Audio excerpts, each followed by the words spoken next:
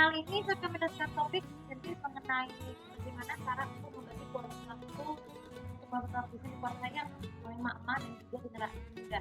Kita tahu bahwa di zaman era digital sekarang ini, emak-emak itu yang menggunakan televisi itu bukan hanya sekedar untuk mencari informasi, baik itu berita, memasak, ataupun fashion, tapi mungkin belakangan ini banyak golongan emak-emak yang banyak menonton sinetron.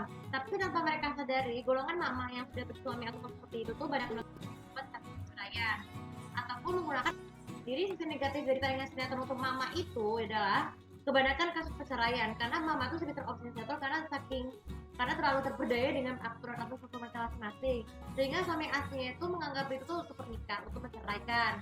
Itu bukan terjadi karena memang alasan ini guys, karena alasan alur ceritanya itu yang kebanyakan apa yang berhubungan dengan cancel culture.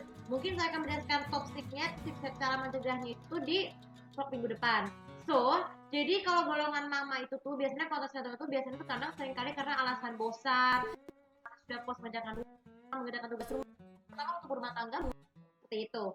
Tidak dalam tentang lebih buruknya lagi, tayangan sinetron itu juga mengajarkan kita itu ilmu yang tidak benar karena biasanya ada mengomentari banyak penjahatnya selalu menang. Nah itu beri kritik para ibu-ibu tuh karena mereka tidak puas sehingga di dunia nyata pun baik itu menikah ataupun berumah tangga itu terlibat kasus yang namanya broken humanity. Nah kemudian tapi si positifnya itu ternyata juga menginspirasi juga untuk bisa pernikahan, alasan-alasan seperti apa. Yaitu yang harus disalahkan itu siapa? Ya penulisnya, bukan produser atau saudaranya karena itu sama saja merugikan orang lain yang mau membuat naskah dan alasan tidak jelas. Terutama kalau kuota TV itu generasi muda itu, kalau generasi muda sekarang itu banyak melakukan televisinya bukan hanya sekedar untuk mendengarkan sama atau menggema, tapi mungkin banyak generasi muda yang nostalgia karena alasan kartun lawasnya tidak pernah ditayangkan, ataupun karena ini atau karena sering diulang-ulang. Karena kita tahu bahwa perkembangan televisi di kalangan generasi muda itu zaman sekarang tuh banyak terobsesi dengan namanya anime, sinetron, ataupun apa yang namanya kartun lawas sudah jarang tayang lagi karena alasan membosankan.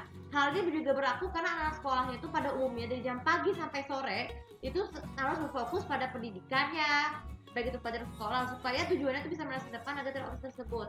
Nah, bagaimana untuk membagi kualitas waktunya? Pertama, orang tua harus memahami membuat tentang suatu istri harus membuat jadwal untuk nonton TV dengan kegiatan lainnya. Itu kenapa? Karena tujuannya untuk membuat ibu-ibu itu berfokus untuk mengurus rumah tangga, lebih fokus. Terus juga pekerjaan membahagiakan suami, tujuannya itu tetap menjadikan tanggung jawab sebagai istri.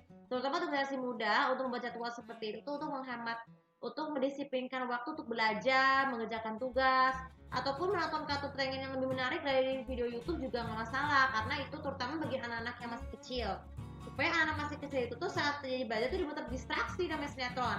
Kemudian yang kedua, untuk beli kuota sinetron pastikan perhatikan kode TV-nya. Jadi kode TV itu ada 4 jenis.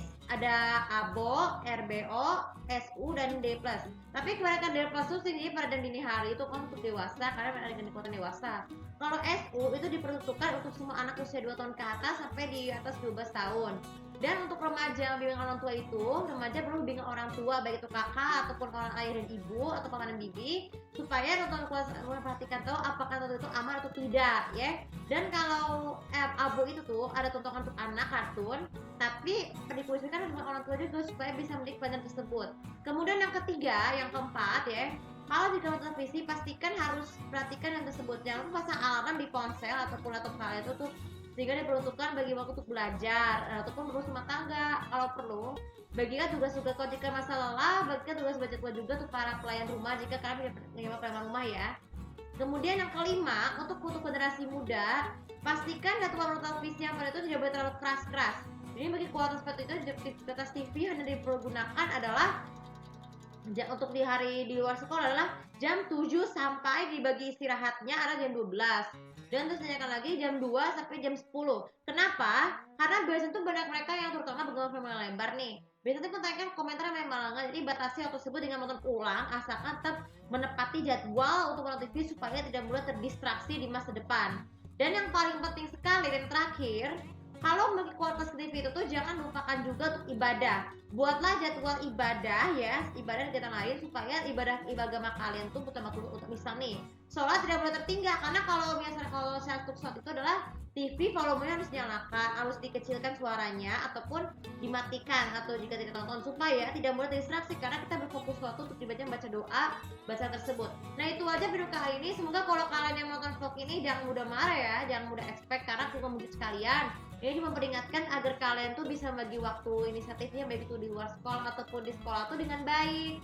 Terutama bagi kalangan istri, harus fokus benar-benar menjalankan tanggung jawab sebagai istri dengan cara mengurus suami, anak, rumah tangga ataupun menjadi majikan yang baik untuk pelayan rumah. Oke, topik kali ini juga bisa bermanfaat dan jangan lupa seperti biasa untuk follow aku, kemudian aku jadi tahu bagaimana cara dari kalian untuk membagi waktu kualitas untuk family nonton TV yang dikuasai oleh emak-emak dan generasi muda.